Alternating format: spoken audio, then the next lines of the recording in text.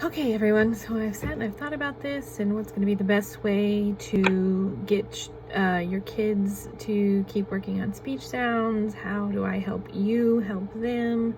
And I have come to the conclusion that some videos are probably going to be the easiest way to help you guys. Most uncomfortable way for me, unfortunately, but it is what it is. So I hope you find some of these videos helpful. And so this one here, I want to just talk about some general guidelines. First off, I want to talk about the difference between articulation goals and what I call phonological process goals. If you have those in your IEPs, both of those, hopefully we've had those discussions before, but I wanted to give you a video to go back and reference. So I have kind of the goal page here of a friend of mine, and you can see she's got an articulation goal. So it says that she will correctly produce the following target sounds, okay? And then this friend has a phonological process goal, so it talks about reducing the phonological processes, okay? So the approach, the reason we have both of those in there, there's the approach and kind of the underlying cause of those sound errors is a little bit different. For articulation, what we find is that a lot of the kids just don't know where to put their tongue inside their mouth. So the biggest thing there is just teaching them where to put their tongue inside their mouth and then giving them tons and tons and tons of practice at the level that they're currently at. And then phonological process, what we found is that it is typically kids think they're saying the sound the right way, but they're not. But to them, they think they're saying it the way that we say it. So when we say, no, you need to say the sound this way, they hear the exact same thing either way. So feet and seat to some kids sounds exactly the same in their brain. So the first step in phonological process is then getting them to hear the difference in the two sounds. And I'll go a little bit more into phonological process in a specific video for that. So if you've got a kid that has a goal that says phonological processes, that would be the next video that you should watch. And then if you have kids with articulation goals, just like this friend, you're going to see a list of their specific sounds right here and kind of their current progress.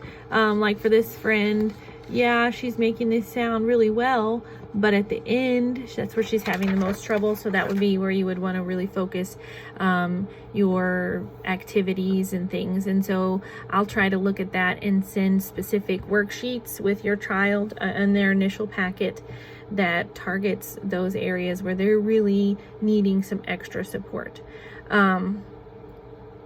So what I've sent out is some worksheets. Now, you know, if a kid has 7 sounds that they're targeting, I'm not going to send you worksheets for the sound at the beginning, the middle, and the end of words for all 7 of those sounds. I'm probably just going to send you one worksheet. But then what I'm doing with this website is I'm going to have links to other websites, the place where I usually pull worksheets to start with.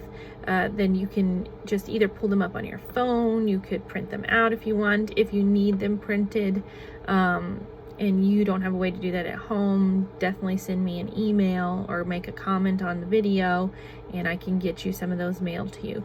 But a worksheet will look something like this. So just lots of targets. So this is for G at the beginning of words. Lots of opportunities to target that sound. And I will give specific videos for each sound, working through kind of the wording that I use to get a kid to put their tongue in the right place. I also tend to use a little bit of hand signals for like G. I might go g, g, g, g, because your tongue needs to go to the back. And then as you're using these worksheets, we work through different levels, and you're going to look at your IEP goal and see what level your kid is working on. So for this friend, she's working on, it says, all position of this target sounds within words, okay? And so these percentages are reported as how she's doing with that sound at just the single word level. Some kids are working at sounds at first the basic syllable level. So first thing I need to do is I need to teach them just how do you make this sound. Say it's F. You know, I work on, you know, bite your lip gently, let the air flow out, teach them how to make that sound, and get them where they can make F.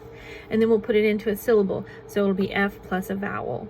Fa, fee, fo. And then we'll work on the word level. And that's where these come in. So if you've got a kid that's maybe working on the syllable level, you could just do the initial sound and the vowel sound after.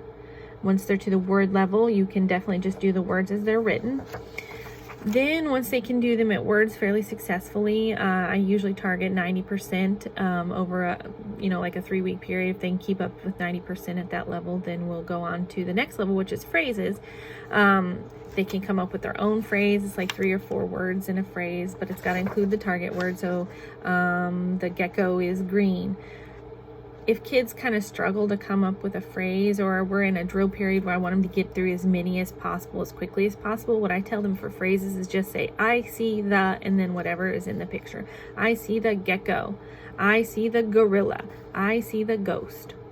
And then we go to sentences once they can be fairly successful with phrases.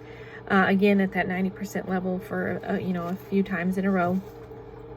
Sentences, same thing, have them make it up. Usually look for at least 7 words in a sentence. What I do if we're in drill is I say, I brought a blank, whatever your picture is, to school with me today, which can make some pretty funny sentences. The kids pretty much like it. You could, if you're at home, say, I found a gecko in my bed this morning. Some kind of funny sentence like that, and just go through the whole page using that target sentence. I found a gorilla in my bed this morning. I found a ghost in my bed this morning, and make it funny for them. Last thing really quick for this video, really the more often you can target these sounds, the better. It doesn't have to be big long periods of treatment or therapy. 10 minutes a day. I find that when I can get the kids, they come into my room and the first 10 minutes we just do drill, man, we can get through so many in those 10 minutes of their target sounds. So you could set a timer for 5 to 10 minutes and say, just go through as many as you can.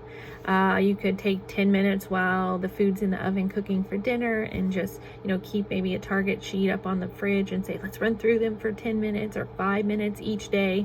If you can get just a little bit in each day, that's going to be better than, say, doing 30 minutes just one time a week. Now, 30 minutes just one time a week is better than nothing, of course, but the more often you can get it, the better.